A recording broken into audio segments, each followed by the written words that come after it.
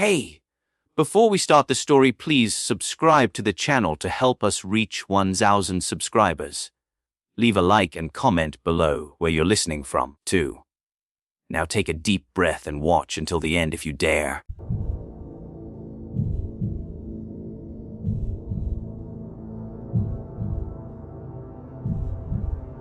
I've seen brains die and hearts restart. I've watched patients slip away and come back from the edge. But nothing prepared me for what happened that night in the Neuro ICU. People think the mind stops when the body does. They're wrong. Because that night, something inside one patient's mind didn't stop at all. It reached out, too. It was supposed to be another quiet, overnight shift, 12 hours of silence broken only by the hiss of ventilators and the soft hum of machines keeping fragile lives alive, too. I'd done this job for years. I'd seen trauma, strokes, seizures, brain death, but the Neuro ICU was predictable in its unpredictability. You brace for chaos, you follow protocol, till you move on. That night, it wasn't chaos that scared me. It was the stillness. The kind that sinks into your bones and makes you feel like the air itself is watching, too. When the ambulance brought in a man named Arif Qureshi, unconscious, no external injury, brainwaves erratic, we thought it was another sudden neurological collapse. We were wrong, too, because before dawn, the monitors started showing words. Words no living patient should have been able to send. I've worked in the Neuro ICU for 12 years, too, and there are nights that stain your memory so deeply you wish you could scrub them out. This one began like any other. The usual low hum of ventilators, the rhythmic beeps of monitors, too, and the metallic chill that seeps into your bones even under warm scrubs. It was just past midnight when I clocked in. The hospital was unusually quiet. I remember thinking how still the air felt, too. How heavy it was, as if the building itself was holding its breath. Another graveyard shift, joked Maya, one of the younger nurses, as we exchanged tired smiles at the nurses' station, too. Yeah, I said, tying my hair back. Let's just make it through till morning. At 12:17 a.m., we got the call from the ER, incoming neurotrauma, code red.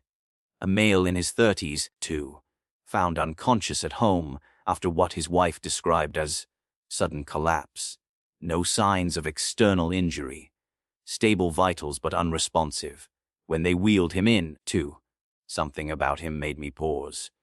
His name was Arif Qureshi, 32, software engineer, no known medical history. Yet as he lay on the gurney, pale and motionless, too, I felt something in the pit of my stomach twist. His eyes were slightly open, not in that reflexive, too, empty way most comatose patients have, but as if he were trying to look at something behind me. We transferred him to bed 7, hooked him up to the ventilator, monitors, 2, IV drips, the routine dance every ICU nurse knows by heart, but something was off. Every time I passed his bed, the monitor flickered, too. Not the alarm, not even the heart rate, just the screen, like a brief static pulse, as if a signal was struggling to cut through. At first, I thought it was a loose wire, too. Then I saw it happen even when no one was near him. By 1:45 a.m., the ICU was silent except for the mechanical rhythm of machines. Maya was charting, Dr. Riemann was in his office dictating notes, too, and I was making rounds. When I reached bed 7 again, I stopped. The air felt wrong. There's no better way to describe it. The fluorescent light above his bed buzzed low, too, dimming just slightly, the way lights do before a power surge. Then I heard it, a whisper, so faint I almost thought it was the oxygen hiss. But it wasn't. It came from him. I leaned closer, too, half expecting a trick of my own fatigue. His lips weren't moving, but I could hear it. Words forming like thoughts pressed through static. She's still here. I froze, too. My pen slipped from my hand, clattering to the floor. When I looked up, his eyes were open, wider this time, pupils dilated, staring straight at me. I pressed the call button for Dr. Riemann, too, trying to steady my voice. He just whispered something, I said when the doctor arrived. Dr. Riemann frowned, shining a light into Arif's eyes. Impossible. He's in a deep coma, 2, GCS of 3. Probably just air movement in the vocal cords. But even as he said that, the EEG monitor spiked, a sudden burst of brainwave activity, then flatlined again. Maya looked at me nervously. "You okay?" she asked. Yeah, I lied. But the hairs on my arms were standing. At 300 a.m., Arif's wife arrived. Her name was Sarah. She was trembling, too, clutching a scarf in her hands, eyes red from crying. "Is he going to wake up?" she asked. "We're doing everything we can," I said, guiding her to a chair by his bed, too. "Can you tell me what happened before he collapsed?" She hesitated, then whispered. He was seeing things for weeks. He said there was someone in the apartment, too. A woman who only appeared when he was half asleep. I felt a chill crawl up my spine. "What kind of woman?" She swallowed hard. He said she had no eyes, too. Just dark holes where they should be. Sarah's hands were shaking now. He started talking in his sleep, saying things I didn't understand. Numbers, names, fragments, too. Then tonight, he screamed my name, and when I ran in, he was already on the floor. I nodded slowly, trying to keep my face neutral. But in my mind, too, all I could think of was the whisper, "She's still here." At 3:37 a.m., the power flickered. It wasn't unusual for this old hospital, but what followed wasn't normal, too. The monitors on only Arif's side of the ward glitched. The screens filled with white static, then blacked out for exactly 6 seconds before returning. In that moment of darkness, too, the room felt alive, breathing, moving. I swear I saw the faint outline of a shadow standing at the foot of his bed. When the lights came back, everything was still again, too. Maya looked at me from across the room, eyes wide. "Did you?" "Yeah," I said quietly. "I saw it, too. We didn't tell Dr. Riemann. Not yet. It would sound insane, too." But the whisper returned just before dawn, this time louder. "She won't let go." By morning, the unit felt different, heavier, like the air was soaked in something invisible. Dr. 2. Riemann ordered an extended EEG and a CT scan. We wheeled Arif down to radiology, but before we left, I noticed something strange on the security monitor at the nurses' station, too. The live feed from room 7 was still running, and on the screen. For just a fraction of a second, I saw her, a woman standing at the corner of the room next to Arif's bed. Long hair, too. Hospital gown, face turned away. When I blinked, she was gone. I replayed the footage, but it wasn't there. Only static. When I showed Maya, she looked pale, too. "That's the same woman he described to his wife," she said. I didn't answer. I just stared at the flickering screen and whispered, almost to myself, "What the hell are you?" to Arif. By the second night, the Neuro ICU felt like another world. There's a certain rhythm to intensive care, beeps, alarms, footsteps, murmurs. But that night it was silent, too. Even the ventilators seemed to exhale slower. Maya called in sick, leaving me short-staffed. Dr. Riemann, exhausted from rounds, told me he'd be in his office if needed. So, too, it was just me and 4 patients. Arif was still in his coma, still motionless, still somehow present. Every time I passed bed 7, I felt like someone else was watching me, not him, too. Not the other patients, but something behind my shoulder. A faint cold draft followed me around the room, even though the vents were closed. I tried to ignore it, focusing on charting vitals, too. Adjusting meds and cleaning lines. Routine was safe. At 1:13 a.m., I heard the monitor beep. Not an alarm, just a single sharp tone. I turned toward Arif's bed. He was awake, too.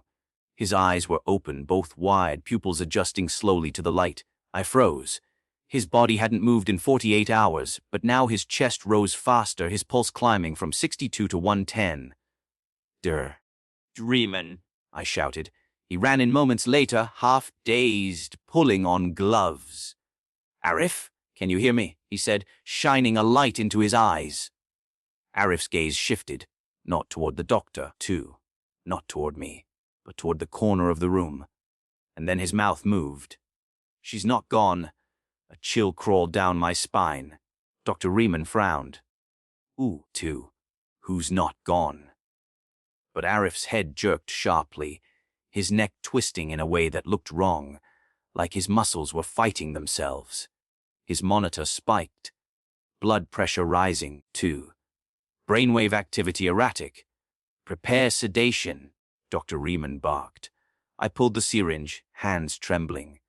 But before I could inject, the lights flickered again, too. Every monitor in the room blinked to black. Just for a second. When they came back on, Arif was out cold again. And there on the ECG monitor, too, appeared 3 words, glitched in faint static letters, Help Isa Pilas. At 3:22 a.m., I was documenting the episode.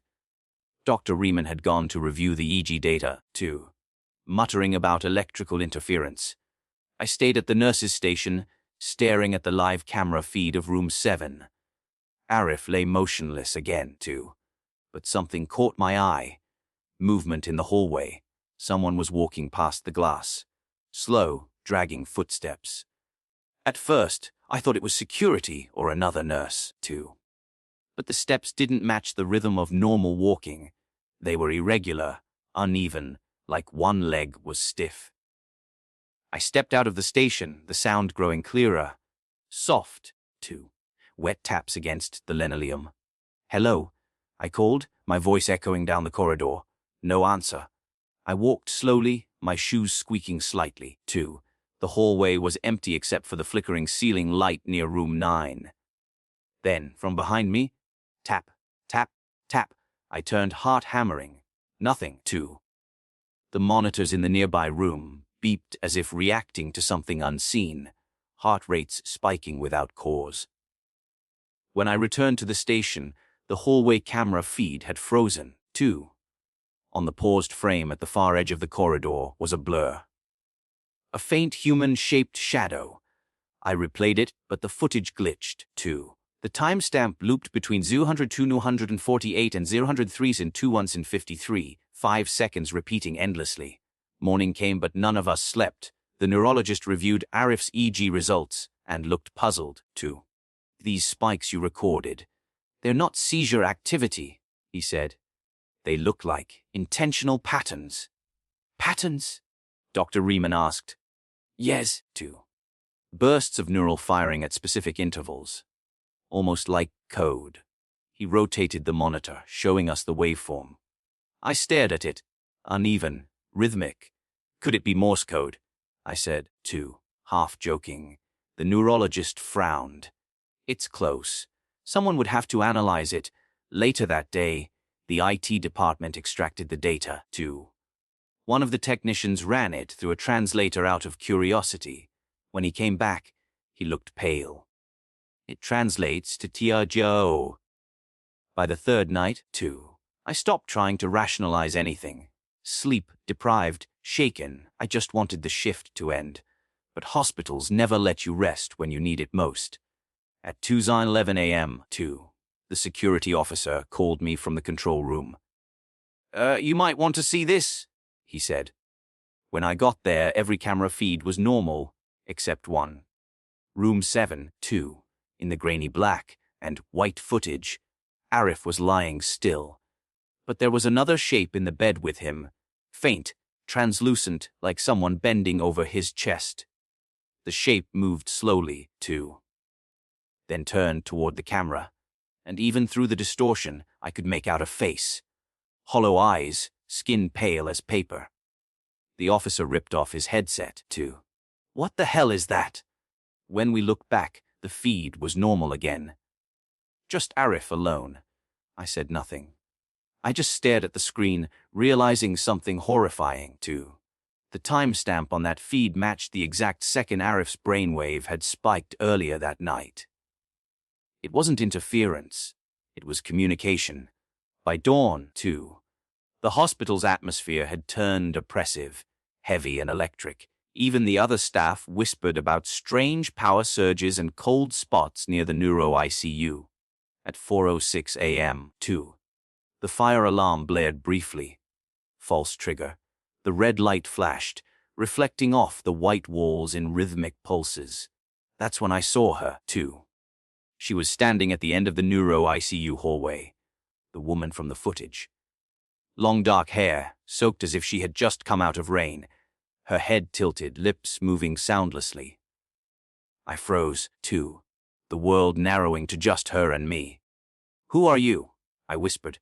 Her lips stopped moving. Then, without sound, I understood the words. "He promised." I blinked, and she was gone, too. A second later, alarms exploded through the ward. Arif's monitor was flatlining. I sprinted to his room. Dr. Riemann already there, shouting CPR! Now, we worked for 7 minutes, 2, nothing, then 9, then 12. Finally, a weak rhythm flickered back on the screen. But Arif wasn't really back. His eyes were open, staring past us, too. And in a faint whisper that chilled me to the bone, he said, "She's coming for you next." After that night, I couldn't stay away from room 7, too. Not because I wanted to, but because I had to know. Sarah came to visit again that afternoon. She looked hollowed out, barely holding herself together, too. "He used to talk in his sleep," she said quietly, tracing her fingers along the sheet. He said the woman wanted something, too. That she couldn't move on until someone else had took her place. I hesitated. "Do you know who she might be?" Sarah nodded slowly. "There was a car accident 2 years ago, too. A woman died instantly. Arif was the driver. He survived. He said he saw her every night after that." The ECG monitor beeped steadily beside us. Then, just as Sarah stood to leave, too, the printer beside the bed, used for EEG reports, suddenly powered on. A sheet slid out.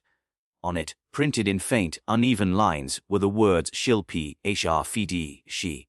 After that night, too, I couldn't let it go.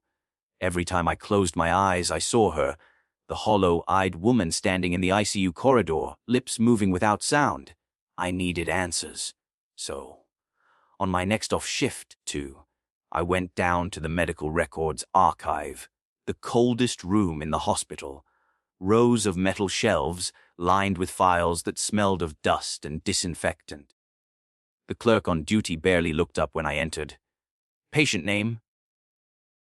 "Arif Qureshi," I said quietly. "Neuro ICU admission, last 3 days." He typed, then frowned. "You're in luck, too. Physical files here." He handed me the thick beige folder. I flipped through the intake notes, EG readings, scan reports, all routine. But then I noticed something odd, too. A handwritten note stapled to the back. It wasn't signed, but it looked like a doctor's quick scrawl. "Possible neuropsychotic echo phenomena. 2 recurrent pattern observed, similar to case 1147. I froze. "What's case of 1147? I asked. The clerk checked. "Old one, 2 years back. Car crash victim female. 2 died on arrival." My heart skipped. "Can I see that file?" He hesitated. "It's restricted. I'm a Neuro ICU nurse. This is for a continuing case," I said, forcing confidence. "2. He sighed and handed it over. The label read patient Tis Se Kubal, female 29, DOA. When I opened it, I felt my stomach drop. Date of death 17th October, 2 years ago. Driver involved, 2. Arif Qureshi. The police report was clipped to the back of the file. It described how Arif's car had lost control on a rain-soaked highway, collided with a median barrier, and overturned, too. The passenger, a woman named Sadia Iqbal, died instantly. Toxicology clean. Speed within limit. Witnesses none, too. Just a tragic accident. but something in the attached neurosurgeon's observation chilled me. Driver exhibits recurring auditory hallucinations post-incident 2, describing the deceased attempting to speak through reflections and electronic devices. Arif had been admitted once before, to the same hospital, to the Neuro ICU too, and guess who the attending nurse was? Me. I didn't remember him. So many cases, so many faces. But as I stared at the old photograph attached to the form, a younger Arif, bandaged too, terrified, I realized I had seen those eyes before. That night, I returned to my shift feeling hollow. Arif's condition hadn't changed. He was alive, but only just, too. His EEG still pulsed irregularly, those same bursts of code, like spikes every few hours. Dr. Remen was puzzled. "It's like his brain is trying to transmit something," he said, too. I didn't tell him about the files.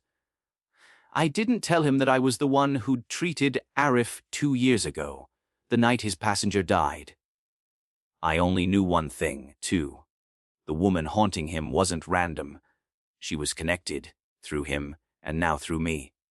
At 1:06 a.m., as I checked his IV, his head twitches violently to the side, too. "Arif," I whispered, "if you can hear me, who is she?" His eyes snapped open, pupils blown wide, and in a voice that wasn't quite his, layered with a faint echo, he said, too, "You were there." I stumbled back, heart hammering. "What?" She tried to warn me. "You didn't listen." The monitor screamed, heart rate 170, pressure spiking. "Doctor, too." Raymond burst in, shouting for help, but I couldn't move. His voice had changed. Deep, hollow, vibrating through the air like a current, too. Now she's stuck between us. At exactly 200 a.m., the hospital lights died. Total blackout.